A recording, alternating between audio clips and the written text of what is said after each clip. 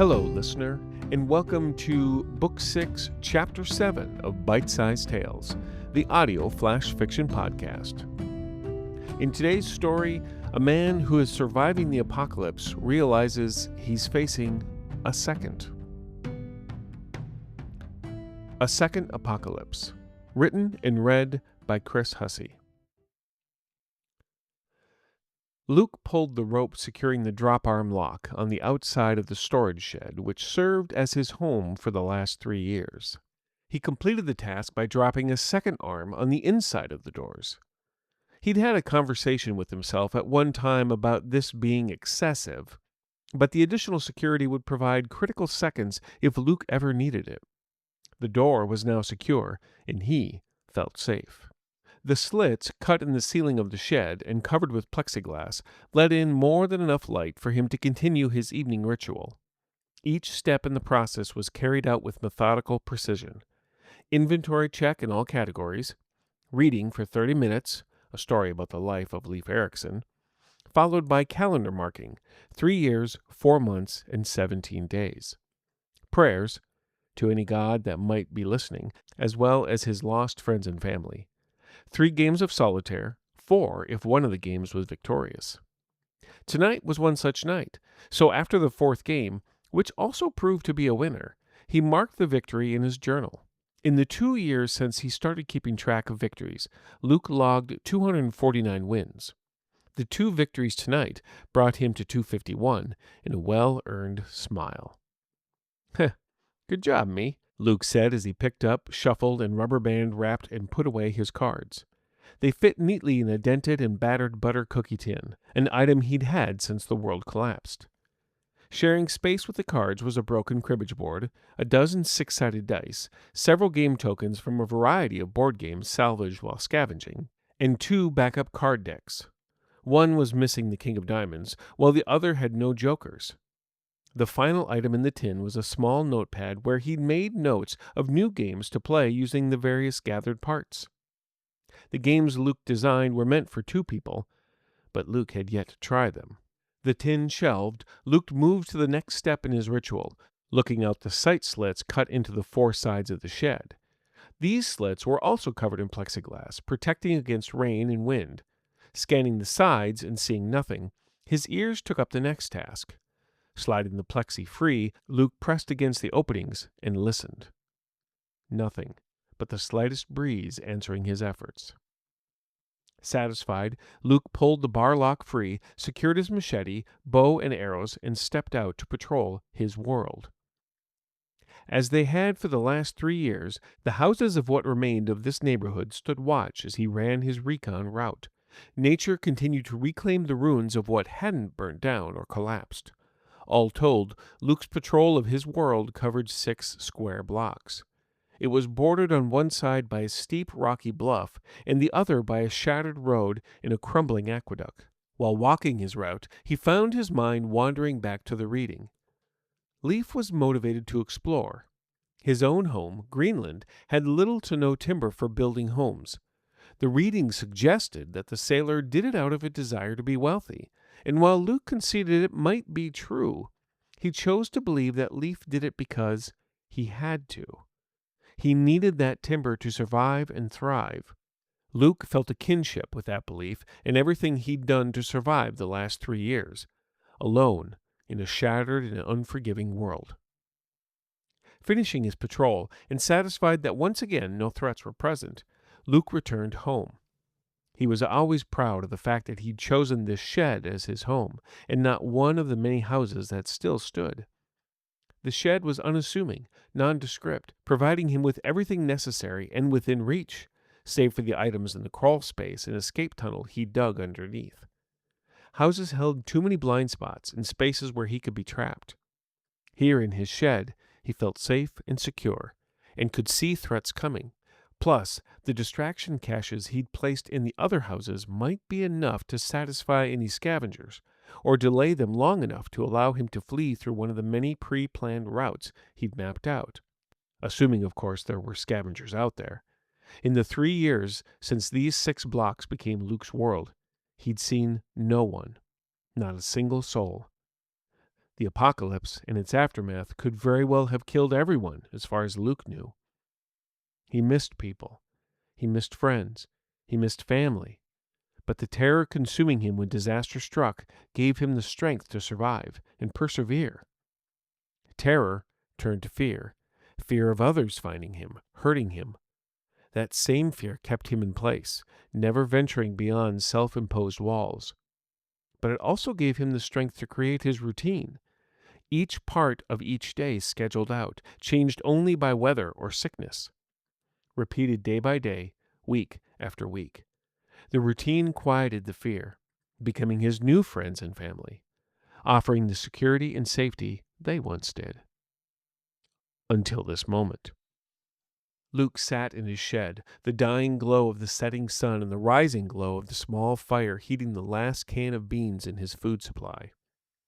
As routine demanded, he marked the can off his inventory, taking stock of what remained. 4 days of food, and only at the rationed levels. There were no reserves, no backstock. The previous spring had seen to that, destroying the crops and the assortment of gardens in his world. There was no more game, no mice, no squirrels, no rabbits, no birds. 4 days of food left in his world. Unless he left. Luke felt fear that was so quiet begin to get louder. He knew there was more world outside of his own. Something existed on the other side of the bluff, and there were more buildings across the aqueduct. He'd seen them. But the fear and the routine kept him from ever crossing the overpass that led to this new world. It was an unknown filled with nothing but risk. He'd made his world as safe as possible, and the thought of leaving it, even if he returned, put that safety at risk. He could be spotted, followed, robbed, and likely killed, or worse. But I don't have a choice, do I? He spoke out loud to himself, as if to drive the decision to finality. He sat in his own silence for a moment. He lived most of his time in silence, but this one felt heavier, felt more important. He finally answered himself. Tomorrow it is, then. As he'd done for countless days before, he finished his dinner, cleaned the can, placing it carefully next to the others stacked in their specific spot in the shed. He'd set them outside in designated spaces tomorrow to catch any possible rain, or perhaps saved for mouse or squirrel traps if they somehow returned. In the dying light of his fire, he slid closed the pieces of wood serving as drapes for the plexi windows he'd made. One extra piece of security to keep him safe while he slept. He retrieved his bedroll, pillow, and blankets, swept their space clean, rolled them out as he'd done last night, the night before that, and so on since everything fell apart. As he shielded himself against the cold and the flames transformed to embers, his gaze became transfixed as the glowing coals lulled him to sleep.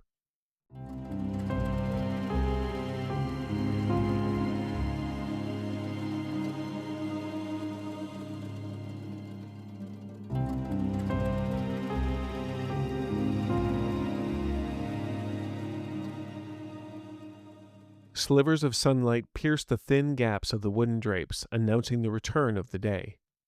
Luke blinked awake, rolling to the other side. As always, he allowed himself roughly 2 minutes of luxury, enjoying the warmth of the blankets and the morning sun, before rising, reassembling and stowing his bedding. From there, a drink of water, then brushing his teeth and hair. Removing the drapes and checking the outside was followed by gathering up his weapons, removing the lock bars, then carefully opening and stepping out. The sun smiled its greeting to Luke with a shower of warm rays, burning away the last bits of sleep from his body. Luke heard nothing but the easy air. Normally, breakfast was next, but Luke broke from routine, ignoring the twinge of fear it produced. Instead, he gathered the supplies he'd need today: binoculars, extra arrows, knife, first aid kit, food, water, bags, and a final few in-case items. Locking the door to his home was the last step before making his way. In 10 minutes, he stood at the edge of his world. The bridge over the aqueduct stood before him. Grass and vines were gently working to take it back, oblivious and uncaring to its original purpose. Luke studied this gateway to beyond.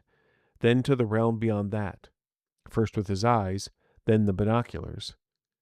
This world was filled with homes just like his, and held stores and other dead businesses, places his world did not have. Promise mixed with danger over what awaited him. He moved to take his first step on the bridge, but froze. He couldn't do it. The fear gripped him hard, begging to stay in the safety of his world. Luke stood there for a moment, his thoughts drifting back to Leaf and his voyage into the unknown. He knew something had to be there, his future and the futures of those important to him. Leaf had to go. Luke turned around, looking at what kept him safe for the past 3 years. And I have to go. I have no choice. He spoke to the family he'd created. I'll come back when I can, and will preserve our future. Turning back toward the bridge, he took a breath and didn't hesitate. Luke stepped forward.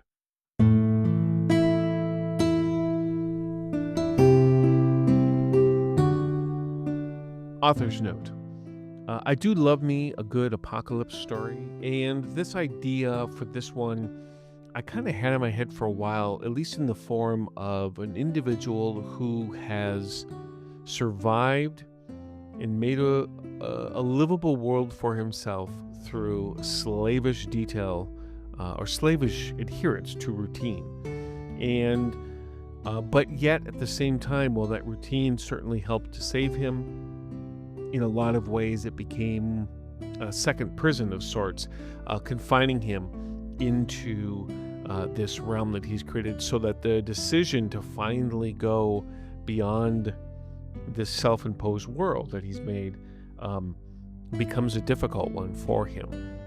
So the routine, sort of a savior and cruel master of sorts. And I really tried to convey the depth of the routine that Luke did in this story through the almost monotonous descriptions of the things that he did. So I hope that point came across. I hope that you enjoyed the story, and thanks for listening.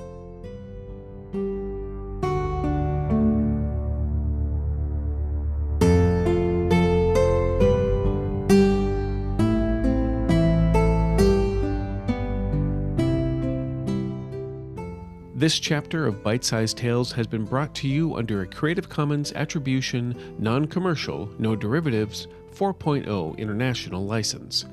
Intro and outro music is Fantasy Motion by Alexander Nakarada. If you've enjoyed what you've heard today, we greatly appreciate reviews and recommendations to your friends. For more information about our authors, please visit bitesizedtales.com or follow us on Instagram at bite_size_tales or on Blue Sky at bitesizedtales.bsky.social. We look forward to reading to you next time.